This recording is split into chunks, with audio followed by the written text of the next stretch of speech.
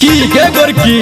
की रे की करे छी गे काम करे छ नहीं दिखाई दे हो तोरा। बाप रे तोहर जाम फोड़ल छौ चल के तोड़ ले ना बड़ा आम खाए के मन करियो तोरा। केना गे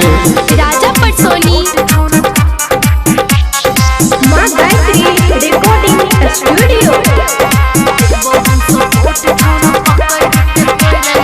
भगेलो मजहर छौरी टुकला से आम गए महुआ झर छो तोहर गिरे छो लताम गे भगेलो मजहर छौरी टुकला से आम गे महुआ झर छो तोहर गिरे छो लताम गे लटे के तोड़ ले चहरी के तोड़ ले चल चल देबो हम सपोर्ट छौरा पकड़ के तोड़ ले भगेलो मजहर छौरी टुकला से आम गे महुआ झर छो तोहर गिरे छो लताम गे लटे के तोड़ ले चहरी के तोड़ ले अच्छा देबो हम सपोर्ट छौरा पकड़ के तोड़ ले बकरो दे न तकने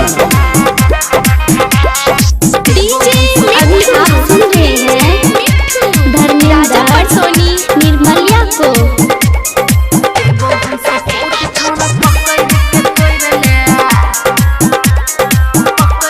सरही कलकतिया खट्टा लागे छो बम्बई की सुन भोग छौरी मीठा लागे छो सरही कलकतिया खट्टा लागे छो बम्बई की सुन भोग छौरी मीठा लागे छो लटे के तोड़ ले चहरी के तोड़ ले अखने देबो हम सपोर्ट छौरा पकड़ के तोड़ ले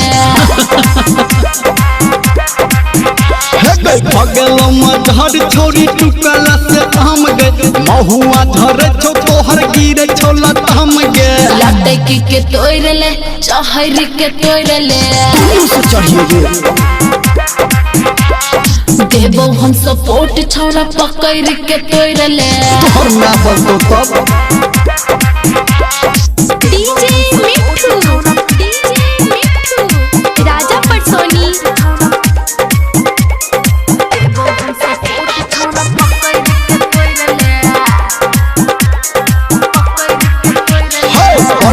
महर छौगे आम के गाछी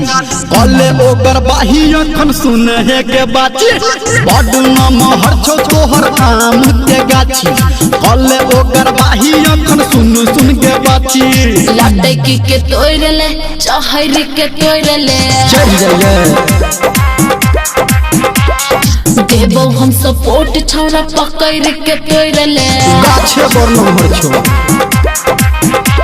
भगेलो मजहर छौरी टुकला से आम गे महुआ झर छो तोहर गिरे छो लताम गे लटे के तोड़ ले चहरी के तोड़ ले चल ठीक छै